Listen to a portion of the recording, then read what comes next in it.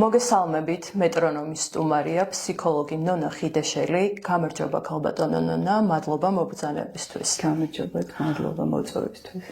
დღევანდელ რეალობაში სიტყვები, შფოთვა, სტრესი, ემოციური გამოფიტვა თითქმის ყოველდღიური განხილვის თემაა.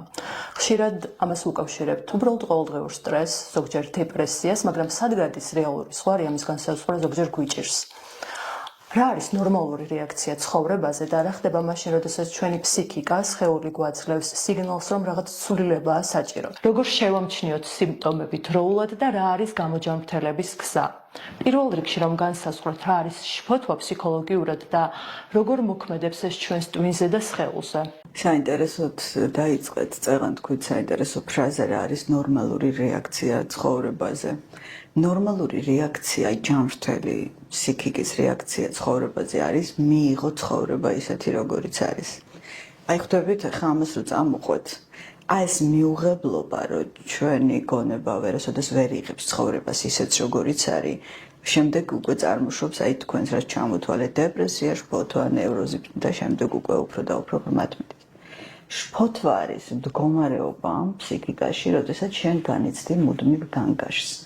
აი რაღაცა გაუცნობიერებელ განგაშს, ანუ ხშირ შემთხვევაში, როდესაც შენ ხარ კონკრეტული რაღაცა შესაძლოა საჯარო გამოსვლისთვის ემზადები, რაღაცას გეგმავ, იქ შფოთვა ნორმალური მდგომარეობა ხო, ან რაღაცა გამოცდებისთვის ემზადები, ან პაემანზე მედიხარ, მაგრამ აი, როდესაც უკვე ისაზღვრება შფოთვა როგორც ფსიქოლოგიური პრობლემა, ეს არის შფოთვა, რომელიც გრძელდება განგაში, მოდის არსაიდან. ქრონიკულად გრძელდება. ხო, ან მაგალითად საღამოს საათებში, ან ზოგს პირიქით დილით რო იღვიძებს მაშინ აქ ესეთი განგაშის შეგრძნება, შემდეგ აი პანიკური შეტევები რო შემოდის, რომ ვერ მიდის ვერსად, ხო? შესაბამისად, ეხლა მე მაინც მოდი რა ცოტა სიღრმიდან ვიტყვი, იმიტომ რომ ეს არის სიტყვები, შფოთვა, განგაში, დეპრესია, ეს არის სიტყვები, ხვდები, რომელზეც რაღაცა წარმოდგენები დაგუგლავათას რამეს ამოიკითხავ ადამიანი და დღეს ეს ყველამ ვიცით ინფორმაციული წვდომაა. მაგრამ აი გავყვეთ იმას რა, ეს ძალიან მნიშვნელოვანია, როგორ ვუყურებთ სამყაროს, იმიტომ რომ ყველაფერი არის ხედვა. ანუ თქვენი ხედვა შეიძლება გამოიწვიოს დეპრესიული აღქმა, ნევროზული აღქმა, შვიდი აღქმა, ანუ ერთი და იგივე მოვლენა ორმა ადამიანმა შეიძლება აღიქვას სრულიად საწინააღმდეგოდ. რაზეა ყველაფერი დამოკიდებული? ჩვენს გონებაზე. ანუ ჩვენ ვართ იდეებით განპირობებული გონება გვაქვს, ხო, იდეებით სავსე, თეორიებით სავსე, როგორი უნდა იყოს ცხოვრება.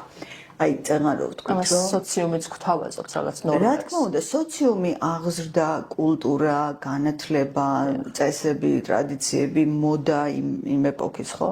რელიგიაც გვიდგას. რელიგია თავისთავად იდეოლოგია უდიდესი და უზარმაზარი, რომელიც ძალიან მოქმედებს ადამიანის გონებაზე, ხო? შესაბამისად, მოდი 10 თვის წერტილად დავიტოვოთ, ერთ მხარეს მიიღო სამყარო ისეთი როგორიცაა. და როდესაც არ არის ეს მიღება, მერე ხდება აი ესეთი ტიპის შფოთვები და დეპრესიები. ხა ეს ფსიქოლოგიურად როგორ მიდის გონებაში. ჩვენ გვაქვს ესეთი განსაზღვრული იდეა ცხოვრებაზე, ესე გავგზავნეს ჩამოგვიყალიბეს, აი მაგალითად ესეთ უბრალოდ მაგალითს მოვიყვან რა. ბავშვი, რომელმაც ამთავრებს სკოლას, არის აბიტურიენტი და მან იცის, რომ აუცილებლად უნდა გახდეს სტუდენტი, ემზადება რაღაც ტრალივალი დადეს. იცის, საიდან იცის, ახლა არ მიყვება ამას რეფლექსიით, იცის, იმიტომ რომ ეს არის ნორმა, მისი ყველა მეგობარი აბარებს, ოჯახი ელოდება რაღაცას ამისგან, ხო? და ბავშვს აქვს, რა თქმა უნდა, შფოთვა, სტრესი გამოსდებზე და მოხდა ისე, რომ შეიძლება ვერ ჩააბაროს, ხო, რაღაცა საგანში, მერე შეიძლება ეს ბავშვი გახდეს ძალიან წარმატებული და ჩვენ უამრავი ესეთი ადამიანები ვიცით, ხო, რეალურად. მაგრამ მის თავში ინგრევა ყველაფერი. ეხლა რა იწვევს ანგრევას? აი როგორ მოქმედებს გონებას? რო არა იდეა, რომ შენ აუცილებლად სტუდენტი უნდა იყო, თუ არა და ეს არის სირცხვილი, ეხლა იმან ჩააბარა, ის გჯობია, შედარებებთან მივედით, ხო? მივედით აი კლასიკური გაგება, ესე იგი ცხოვრების, რომელშიც შენი არაფერი არ არის, იდეების დონეზე და შეჯიბრის დონეზე, ხო?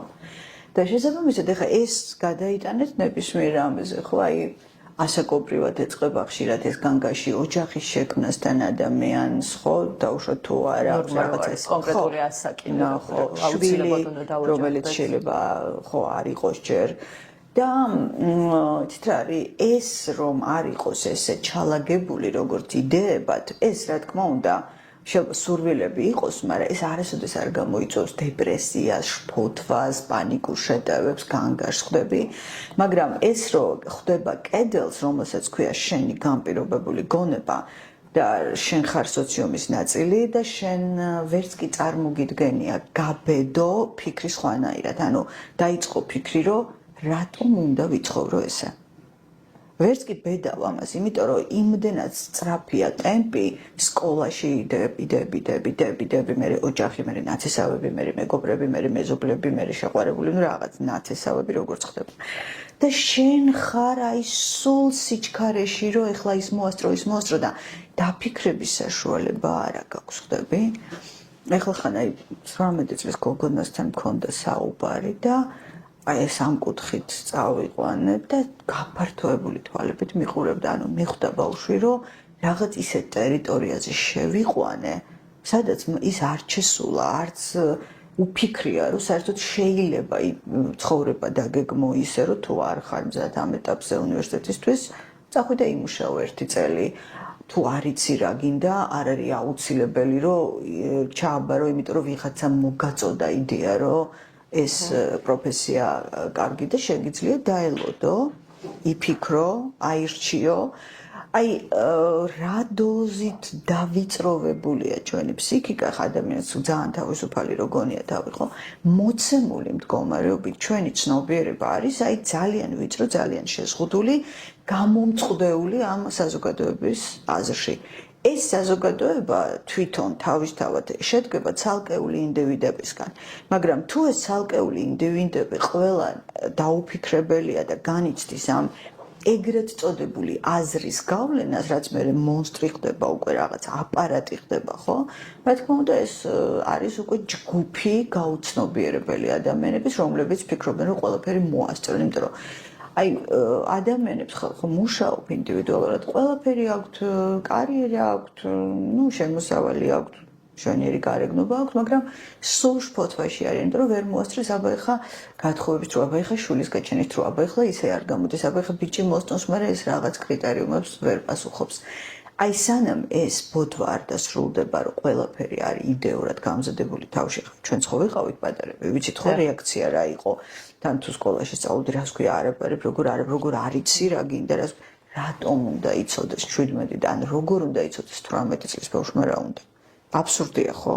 საერთოდ აზრზე არ ხარ, პირველი შეჯახება გეწყება შენს არაცნობიერთან.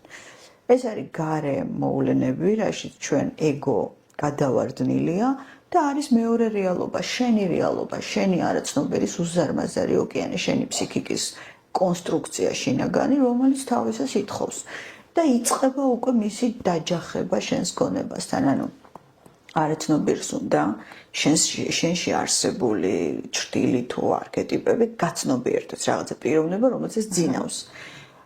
იმისთვის ვისცალია, ჩვენ უნდა მოვასწროთ ჯერ სოციუმისთვის ცხოვრება. აი ეს არის ყოველგვარი დეპრესიების, შფოთვების, რა ვიცი, ნევროზის რეალური როგორ უნდა გათავისუფლდეს ჩვენი გონება? შეიძლება ითქვას, რომ რაღაცნაირად, როდესაც ვიბადებით, ვიზრდებით, შემდგომ ჩვენი გონება ერთგვარად დაპროგრამებულიც არის, რაღაც ილუზიებს ვქმნით და ამ ყველაფრისგან გათავისუფლება როგორ ხდება და როდის ვიწყებთ ჩვენი რეალური მის გაცნობას? იცით რა არის? პირდაპირ გეტყვით, რომ თუ გადავხედავთ კაცობრიობის ისტორიას, საუკუნეები არც ვიცით რამდენი წლის არის ხო კაცობრიობა რეალურად ხა რაღაც ვარაუდებია. ვერაფრისგანაც ვერ განთავისუფლდა ადამიანი, ხო, ანუ იცვლება ტექნოლოგიები, წინ მიდის ცხოვრება, რაღაცა ესეთი ვითარდება, მაგრამ ფსიქიკაში არაფერი იცვლება, ხო, ადამიანი არის ისევ ჩაკეტილი, ისევ გაბოროტებული, ისევ შფოთვაში, ისევ შეშინებული, დაბალი თვითშეფასებით, ისევ ცდილობს, რომ მოიხვეჭოს, წაართვას, დაჩაგროს, დაამციროს, ანუ ვასკვნით, რომ ეს არ შეცვლილა ადამიანში, ხო? შესაბამისად, შეგვიძლია ვთქვათ, რომ შეიძლება ვერც კი განთავისუფლდე, თუ არ დაიწყე ფიქრი. ანუ როცა ჩვენ ცხოვრებაში გამოწვევა დგას, რაღაცა გინდა რაღაცას წინააღმდეგობა გაქვს ვერ აღწევ ვერ ახერხებ და მაინც ტრიალებ წრეზე აქ თუ არ გაჩერდი და ყველა შენს წინ არსებული პროექცირებული გარემო ეს იქნება ღალატი ეს იქნება ვიღაც მენტორი ეს იქნება რაღაცა გაუმართლებელი სიყვარული ეს იქნება სამსახური რომელსაც ვერ იტან და პროფესია რომელსაც ვერ იტან ეს ნებთელი ეს ნეგატიური კასკადი და თუ დააკვირდებით რატომღაც სულ ნეგატიური მიღება აქვს გონებას ყველაფრის ანუ არასოდეს კმაყოფილი არ არის რა ოცნებობ ჩააბარო რაღაც ну რა მედიცინაზე მე სწავლობ და ხვდები რომ არ გინდა ვერ იტან ოცნებობ იურიდიულზე სწავლობ და ნუ სტატისტიკას გიყვებით ხო ადამიანებს შესაბამისად უნდა გაჩერდე შეძლო ცოტა ხანი დააკვირდე შენ თავს და კითხო რომ აი რა გინდა რატო შფოთავ აი როდესაც სხვათა შორის ეს განგაში მოდის შფოთვის ხო არის ახლა მეც მქონია ეს ცხოვრებაში ადრე და ვიცი რა სიმპტომები აქვს ხო უნდა გაჩერდე და დააკვირდე შენი არაცნობიერი მუდამ გესაუბრება მე ერთი რამ ვერ გავიგე იცით აი ადამიანები ძალიან ამბოლო დროს აი თქვენ თქვით რომ აი თქვენ ლექციებსაც უსმენო დიდი ხანია და არაცნობიერზე უკვე ძალიან ბევრი ფიქრი დავიწყე ამას უსმენენ მაგრამ საერთოდ ამ ინფორმაციას კითხულობენ მაგრამ რომ მიტრიალდებიან თითქოს ფიქრობენ რომ ცხოვრება ცალკეა და აი ეს ცნობიერი არაცნობიერი გაცნობიერება ცალკეა აი ზუსტად აღმოსავლეთში ამბობენ გზის ცოდნა და გზაზე სიარული ორი სხვადასხვა რამეა თუ არ გაჩერდა ადამიანი და რეალურად ამ შფოთვების თუ შიშების წინ არ დადგა და არ თქვა რომ აი რა ხდება რა უნდა რა მესხმის თავს გონებაში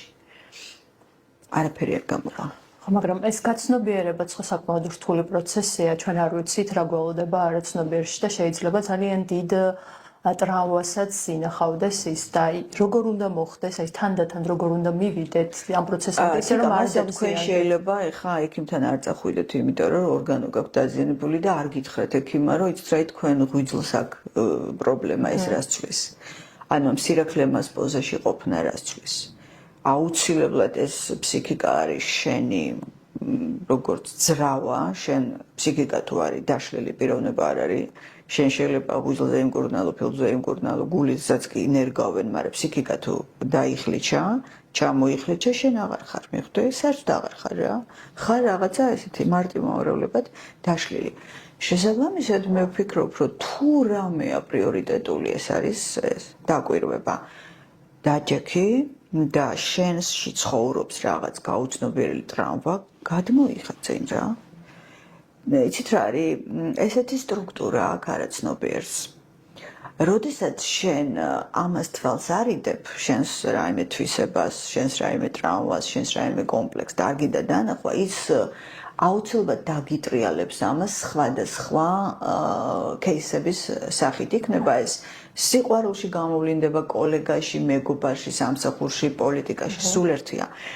და შენ ფიქრობ, რომ სულ ერთი და იგივე ტიპის პრობლემები გხდება წინ. ეს ნიშნავს, რომ შენ კი არ გებრძვის არაცნობიერი, ცდილობს, რომ გაცნობიერდეს, ცდილობს დაგანახოს, რომ შენ თუ აი ამ კონკრეტულ ტრავმას არ ამოიღებ, ეხა არ შეხედავ და შემდეგ არ გაუშვებ, მიიღებ, ხო, მიიღებ შენს იმ ტრავმაში შენს თავს, რომ დაუშვათ ну აი სადღაც დავიჩაგრე, სადღაც დამობულინგე, სადღაც დამაკლდა სიყვარული, ხო? რაღაც ბავშვობაზე ვარ ძალიან ჩაცეკლულები, ეს რაც კარგი იდეა გახდა დავაბრალოთ ყველაფერი ბავშვობას, იმიტომ რომ აწმყოში არ ვიმოქმედოთ რა.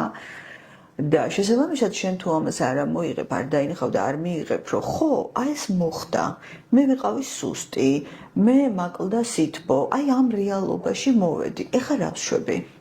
ანუ ვრჩები რაღაცა ესეთი დრამა ქვინი რომ ვაიმე და ვაბრალი იმას იმათ დედას მამას ვიღათ ბებიას ბაბუას კლასს სკოლას თუ ვიაზრებ რომ აი ამ რეალობაში ვცხოვრობ და მე უფრო მეტი მოდის გადახედეთ ხალხო კაცობრიობის ცხოვრებას ნორმალური რამე იყო ამაში ეს არის ისტორია ომების ისტორია ჩაგვრის ისტორია რაღაცა ძარცვის წაგლეჯვის ხო წყობები იცვლებოდა, მაგრამ არასოდეს არ იცვლებოდა ექსპლუატაცია ადამიანის, ხო?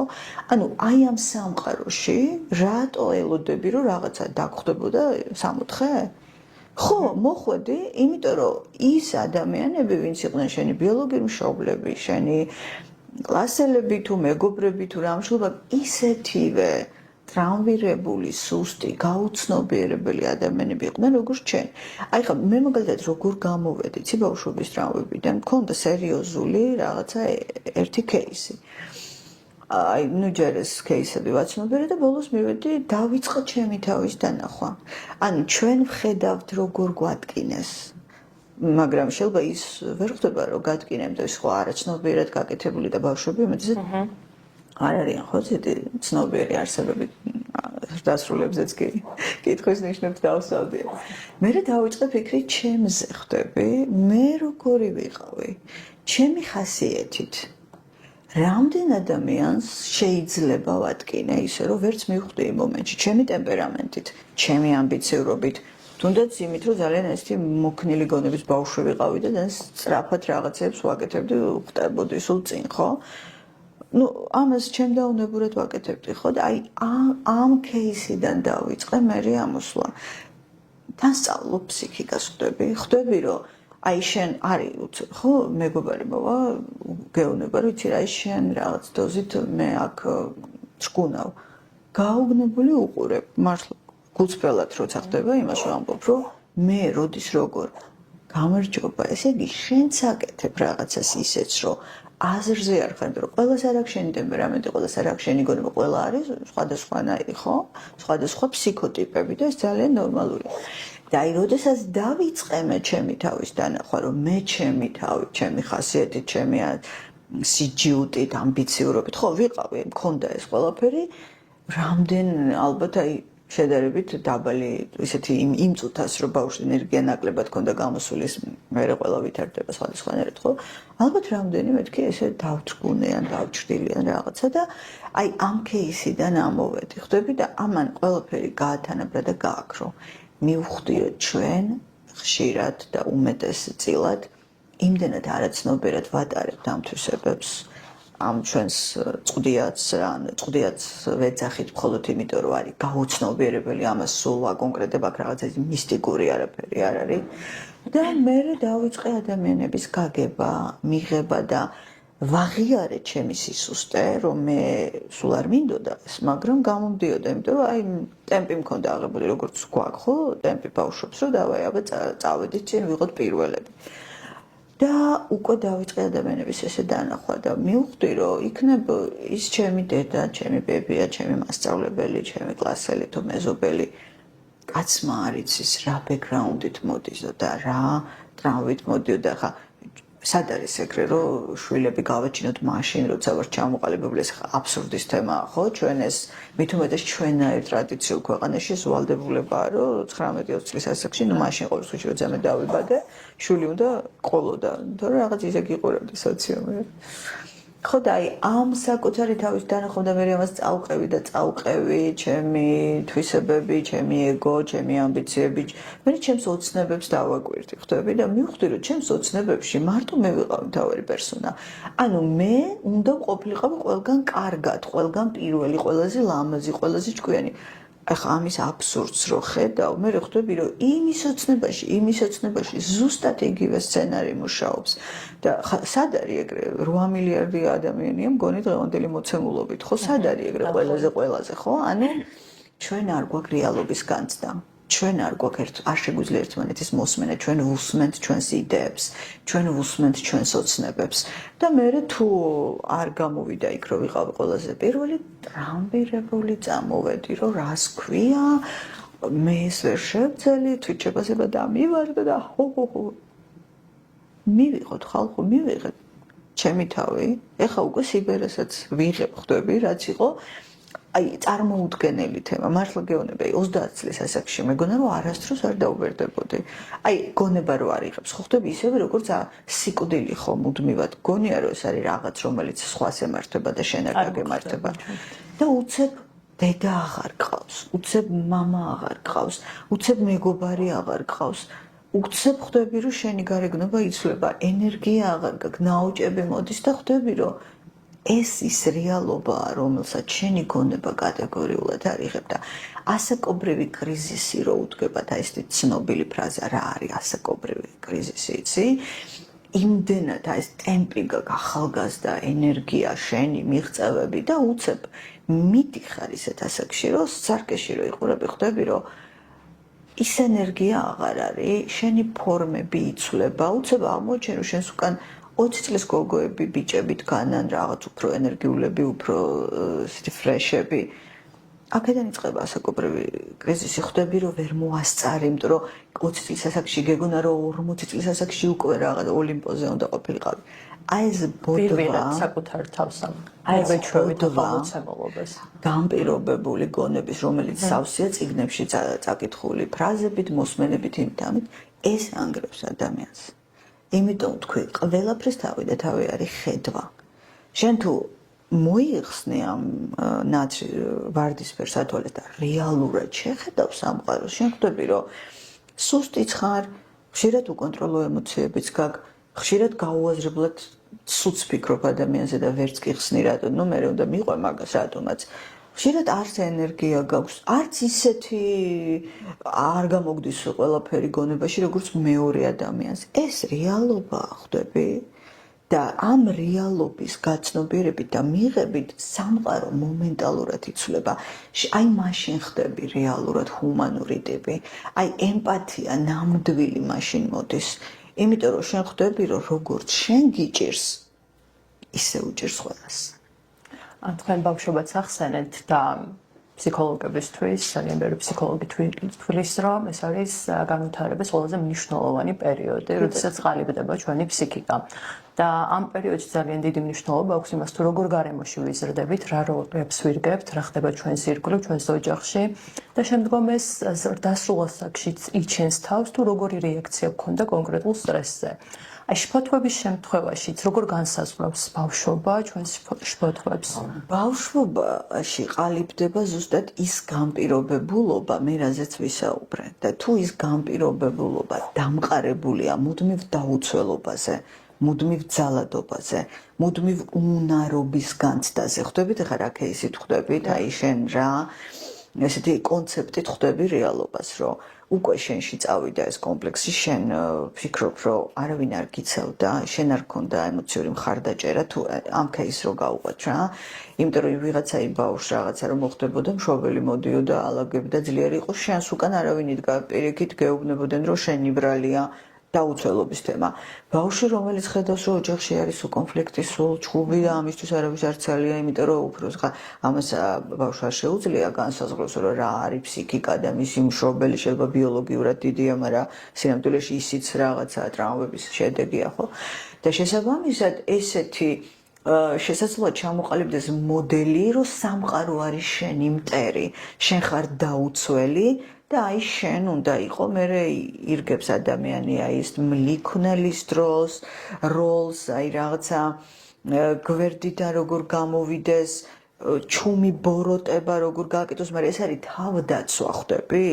რო ხდება, რომ აი მე ღიად ძალა არა მაქვს, დამცველი არ მყავს, მაგრამ დედას გიტირებთ ახლა, ხო? ეს ხოჭირდა იმ სერიული მკვლელების სტატისტიკა, მაგათი ბიოგრაფიები რო წაიკითხოთ, უმეტესობა არის უმძიმესი ბავშვური ძალადობის და იმის, მაგრამ ნუ მე ვიღებთ, რასაც ვიღებთ, ხო და შემდეგ ეს ჯაჭვი აღარ ჩერდება, ხა ეგ ფსიქოლოგებს აინტერესებთ, იქ რა кейსი იყო, მაგრამ ხა მსხვერპლს ეგ აღარ აინტერესებს უკვე ხა იმას რა ტრავმები ქონდა, ხო? და შესაბამისად, როდესაც აი ნახეთ რა სირთულეს წინაშე ვდგავართ აქ რეალურად თუ გაინტერესებთ. მეორე თემა კიდე რამდენად მოქნილი და მდგრადია ფსიქიკა. ეს რაღაც მართლა არის რაღაც თანდაყოლილი, ხდები?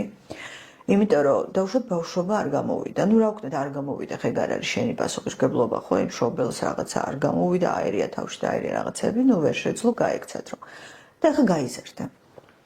აი ხა რა შვები, რჩები, გადადიხარი მანიაკის წეღან, რაც ვთქვით რომ აი ჩუმად ყველა დააზარალო, იმიტომ რომ გეზიზღება ყველა და ყველაფერი.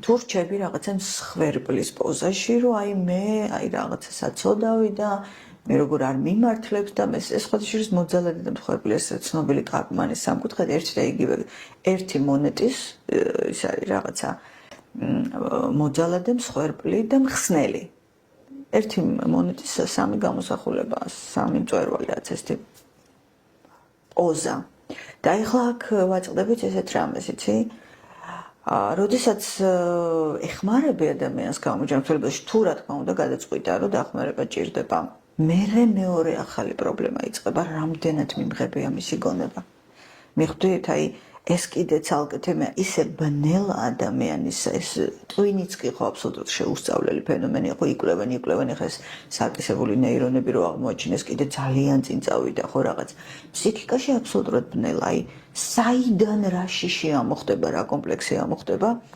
აზერ ხრა ადამიანი მოსულა და უთქვამს აი ცხოვრებაში არ ვიცოდი რა არის ეჭვიანობა აი რაღაც 30 წელი და უცებ რაღაცაზე გავგიჟდი აი შევიშალე შევირყიე შემოდის განცდა რომელიც მართმევს ყველაფერს ცხოვრებას ხო ანუ ცხოვრობს რაღაც შენში რომელსაც უბრალოდ დრო ჭირდებოდა რომ პროექციით გამოსულიყო ანუ ვიღაცას ეს უნდა გაეაქტიურებინა ყველაფერი არის პროექცია ანუ ჩვენში ცხოვრობს სამყარო გარეთ ის რაღაცა უნდა აირეკლოს ამიტომ ვამბობთ რომ სოციუმი ძალიან მნიშვნელოვანია ადამიანის განვითარებისთვის ყველა ადამიანი თქვენ ცხოვრებაში მოსული არის სარკე და ამ პრინციპს თუ მიუყვებით ახლა აი სიღრმისეული ფსიქოლოგიის ის მშობელიც არ იყო შემთხვევით თქვენ ცხოვრებაში ეგეთი ხდები ის ცუდი თუ ბოროტი თუ მოძალადე მეგობარიც არ იყო შემთხვევი მას ზუსტად უნდა შეერყია შენში ის მხარე რაც ყველაზე მეტად გაქვს გასაცნობიერებელი აი აქ იწყება უკვე თერაპიული დახმარება რასაც გამთლიანება ქვია ფსიქიკის მაგრამ აქ არის მეორე ეტაპი რაც მე უყურებ ადამიანებში ვინ როგორ იღებს ამ ყველაფერს თუ არის გონება უფრო ძლიერი უფრო მდგრადი ის მოყვება ფიქრობს თუ არ არის იქ ძალიან იწელება ეს ყველაფერი დროში აქაც ვერაფერს ვერ გააკეთებ მოკლედ როცა ვეხებით ფსიქიკას იმხელა გამოქვაბულის წინაშე ვდგავართ აი მონსტრებით დასახლებული რომ არავინ იცის და თქვენ თქვით წეღან საინტერესო ფრაზე რომ არ ვიცი მე იქ რა დამხდება როცა არასნობიერში ჩავდივარ მანდ ერთი გამოსავალი გაქვს უნდა ადგე და ჩახვიდე აი ეს არის მითოლოგიური გმირი უნდა გქონდეს კი და მზაობა აი მითოლოგიური გმირი ეს ხო არქეტიპია ადამიანისა რა ჩვეულებრივად მითოლოგიური გმირი ეს არის რომელიც ამბობს რომ მე არ ვიცი იქ რა დამხდება წვდიადი ქაოსი მაგრამ მე იქ შევდივარ იმიტომ რომ ხვდები რომ ამ გამოქვაბულით გადის გზა თქვენ მითხარით როგორ უნდა იპოვო ჩემი თავი სადაც მე ვიპოვე ჩემს თავს იმიტომ რომ ამ მონსტრებთან შეხვედრით შენ ნელა იძარცვები ამ ყალბი გამპირობებული რაღაცა ესეთი შეტენილი ნიღბებისგან რა რომელიც კულტურამ სოციუმ რელიგიამ იმან შეგდენა ამის გარეშე ეგზა არ არსებობს და ეხლა თქვენ გადაწყვიტეთ ვინ გაბედავს შევა ვინ ვერ გაბედავს შევა და ისევ იქ დავბრუნდებით თუ გადავხედავთ კაცობრიობის ისტორიას რომ დიდი არაფერი შეცვლილა ადამიანში ვიტყვით რომ ძალიან მცირედი ახერხებს ამას სამწუხაროდ შეიძლება ითქვას თუ არა რომ დეპრესიაში ფოთვები არის გენეტიკური რომ როგორ გარემოშიც ვიზრდებით ის შემდგომ ჩვენზეც ახდენს გავლენას ქცევებით ну არა პირდაპირ გენეტიკური გზით არამედ ქცევებით რომელსაც სწავლობ იცით რა არის გენეტიკურიც არის მაგალითად აი მე ძალიან გავარ მამაჩემს გენეტიკურად აი ემოციური და ენერგიული მამაჩემი როგორიც იყო ძალიან ფიცხი ტიპი იყო მე მაგალითად ძალიან გავარ ხასიათით მამაჩემს აი ჩემი და მაგალითად დედაჩემს ანისტი მოზომილი, ჩაკეტილი, შეუძლია ყველაფერი გააჩეროს. აქ კი ბატონო არის გენეტიკა. მაგრამ მეორე თემაა, რომ აი ადლერი ამბობდა, რომ ცნობიერებას გენეტიკის შესვლას კი შეუძლია ხასიათში. მეორე თემა, ეხა მე ამ გენეტიკასთან რას ვაკეთებ? მე ხშირად დამიჭერია ჩემი თავი, რომ გავარ მამაჩემს, აი მამაჩემს ქონდა სპონტანური რეაქციები, უცებ გაგიჟდებოდა და მე 5 წუთის მერე ეს ლა მშვიდად იყო. ხოშერს ამან ძალიან კარგი ერთი ქონდა რომ აი მამაჩემი გარდაიცვალა დაავადებების გარეშე ანუ უშვებდა გარეთ ხდები რეაქცია არ ქონდა დედა ყველაფერს აკავებდა და დედას ინსულტი დაემართა 67 წლის ასაკში შეკავებულმა ენერგიამ ვეღარ შეძლო მაგრამ ეხლა ნახე როდესაც ვიჭერ ჩემ თავს რომ აი უცებ რაღაცაზე უნდა გავგიჟდე ეგრევე მოდის აი შეგრძნებაც კი მაქვს ნახე სომატიზაცია როგორ ხდება აი მგონია რომ ცეცხლი მიკიდია მუცელში ეს სულის დრაკონი მახსენდება ხოლმე ახაც რომ გააცხელებს აქ და მე იცი რა მაგრა გავს ამ შეგრძნებას იცი რამდენჯერ დამიჭერია აი როცა გაცნობიერება დავიწყე და უცებ აი სტოპ ნონა ვეონები ჩემთვის გაქვავდი და ვიწყებდი დანახვას აი აქ ცეცხლი და ამ დროს რო იცი როგორი არაადეკვატური ხდები იმდენად კარგავ შიშის განცდას რომ შეიძლება გადაუარო უბრალოდ შენს წინ ადამიანს ჩვეულებრივად იმიტომ რომ ეს არ ვიცი რა ხდება ამ დროს ორგანიზმში მაგრამ ეს შიში ქრება უბრალოდ რა საერთოდ კარგავს გონება გონიერების ჩემი აზრით რაღაცა წერტილებს მე იწყება გაცნობიერება ხმე ჩემი მაგალითები ტყვები სულ იმიტომ რომ მე ვარ ადამიანი რომელიც ამ გზაზე მე ვეძახი ჩემ ადამიანს რომელიც თავის გზას ეძებდა მთელი ცხოვრება მე რასაც ყვები ლექციებში ვყვები ჩემს განვლილ ცხოვრებას ჩემს განვლილ გამოცდილებას და ამიტომ ჩემი მაგალითები ხშირად მომყავს ხოლმე და მე შევცვალე ნახე ყოველი ესეთი აი ეს უცებ რო რაღაც ემოციურად რაღაცაზე გავგიჟდებოდი დავიწყე დაკვირვება ჯერ დავინახე სომატიზაციას გაცხელება მუცელში მე დავინახე გონება როგორ გიჟდებოდა უცებ კარგავდა აი როგორი კარგება იცი წამში შინაური გარეული ჩემი შენ არავინ აღარ გინდა რა გინდა უბრალოდ მოწინააღმდეგე გაანადგურო და მორჩა დავიწყე ამაზე დაკვირვება ხვდები თორე კი ბატონო გენეტიკურად ეს იყო გენეტიკურად არის ხასიათი მაგრამ შენ უკვე უნდა დაიწყო ამის დალაგება უნდა დაიწყო აუცილებლად დაიწყო გაცნობიერება ადამიანს რომელიც ჩაკეტილი იმან უნდა დაიწყოს გამოტანა და ლაპარაკი და თქვას წყნარად მაგრამ თქვას რომ ეს არ მომწონს მე ეს ჩემთვის აქ დედლაინი გადის ეს წიწითელი ხაზებია ეს არ შემიძლია და ვინც ეს გიჟია და რაღაცა ჩემსავით და უცებ გიჟდებოდა იმან უცებ დაითვალოს 10-მდე თავში დააკვირდეს და მე დაიწყოს საუბარი ამ თემაზე, იმიტომ რომ მე ჩემ თავს ვეუბნებოდი ნონა აბა სტოპ შენ სამყაროს ცენტრი არ ხარ რა გაჩერდი მორჩა და უკვე იცლება ხვდები ეგ არის საკუთარი თავის ფლობა აბა რა არის საკუთარი თავის ფლობა ნიშნავს რომ ჩემი ემოცია ჩემზე წინ დღეს ვეღარ წავა ხვდები დღეს აღარ არის ესე რომ ემოცია ცალკე იყოს გონება ცალკე იყოს სურვილი ადრე როგორც ვიყავი ეხლა ვარ ერთი გადაწყვეტილება აი ჩემ თავს რო ვეტყვი ეს ესე იქნება მორჩა ანუ ეს შესაძლებელია ხო ხაზები აღარ არის გონებაში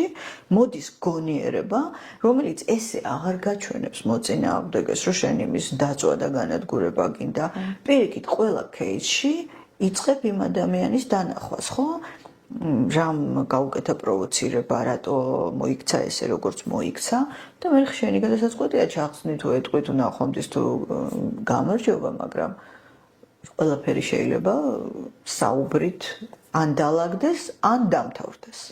დეპრესიაზეც რომ ვისაუბროთ, ადრე შეიძლება ითქვას, რომ ამ თემას არ განიხილავდნენ ასე საჯაროდ, საკუთარ თავში იკეტებოდნენ, მაგრამ დღეს თითქოს ტრენდად იქცა და ადამიანები უბრალოდ უხასიათობასაც კი დეპრესიას უკავშირებდნენ და რა არის რეალურად დეპრესია რომ განსაზღვრება მაგას ესეთი აქვს რომ ეს სიმპტომები ეს უხასიათობა ეს ბერნაუთი ეს არაფერი არ მინდა არაფერი უნდა გაგრძელდეს სადღაც 3 კვირიდან ზემოთ და უნდა იყოს მუდმივი ხვდებით პერმანენტული აი დეპრესია უკვე ეს არის დიდხანს რო გრძელდება და უკვე რო ხვდები რომ ვეღარ ერევი რა ის ძიმე შეიძლება თუ არა რომ ადამიანს არაფერი ეტყობა და გარეგნულად მაგრამ შინაგანად ამ მდგომარეობაში იცით რა არის ახლა მე მაგალითად ვატყობ აი თვალები ქრება თითქოს ადამიანს აი სულ ერთი ხდება მისთვის ყველაფერი თითქოს აი უნდა და არც უნდა мотиваციას კარგავს საერთოდ აღარაფერი უნდა იწვეს რაღაც კედელს უყუროს ახლა თუ ახლოს არ იცნობ ადამიანს და ჩვეულებრივი ადამიანი შეიძლება ვერ შეატყოს, მაგრამ თუ კარგად იცნობ ადამიანს, ამას აუცილებლად მიხვდები. ახლა დეპრესიას რო ამბობენ, მაგ ეს ჩვეულებრივი სიტყვაა და მე მესმის აბსოლუტურად რო ამბობენ, მაგრამ ეს არ ნიშნავს რომ ტრენდია და ეს არ ნიშნავს რომ ადამიანებს უხარიათ ეს რო აქვთ. ახლა ისევ იქიდან ამოვდივარ თუ კი მე არ ვიცნობ ჩემ ფსიქიკას და არ მაქვს ეს ძალა, რა ვქნა ხა რომ ექცევი ამის გავლენის ქვეშ. რა ვქნა ხა რომ ვერ ვცვლი ხედვას, მე ხომ არ მინდა ეს. მაგრამ ეხა სიტყვის მასალად რო ხმარობენ, ეს მესმის ხვდები, მასე ეხა ადამიანები ვამბობთ, აი მე იცი ვგიჟდები, მაგრამ ხო არ ვგიჟდები, ეს არის რაღაცა სიტყვა, ესე ხმარობენ. შეიძლება იყო უხასიათოდ ყოველდღიურობა და ეს არ არის დეპრესია, ეს არის რაღაცა ადეკვატური შენი გონებისთვის ადეკვატური, იმიტომ რომ რეალობა არის აბსოლუტურად მოდი ესე ვთქვათ, ბევრი ჭეშმარიტება არის ერთი რა. ანუ ჭეშმარიტება შეიძლება დავარქვათ სრულიად გაცნობიერებულ აი დასრულებულ ფსიქიკას, სადაც არაცნობიერი აღარ არის ამ თავის დემონებით და როდესაც შენ რეალობა გაქვს ის რომ აი მაგალითად მოდი ავიღოთ ნებისმიერი რელიგიური ადამიანი თავის რეალობიდან იყურება. მისთვის ის ათიმცნება თუ ის მუსლიმანური თუ ინდუსური თუ რაღაცა რაც არის ხო ებრაელებს თავისი რელიგია აქვთ იქიდან დანახული სამყარო არის მისთვის რეალური. მაგრამ ჩვენ ვერ ვიტყვით რომ ფსიქიკისთვის ეს არის რეალური, ხვდები?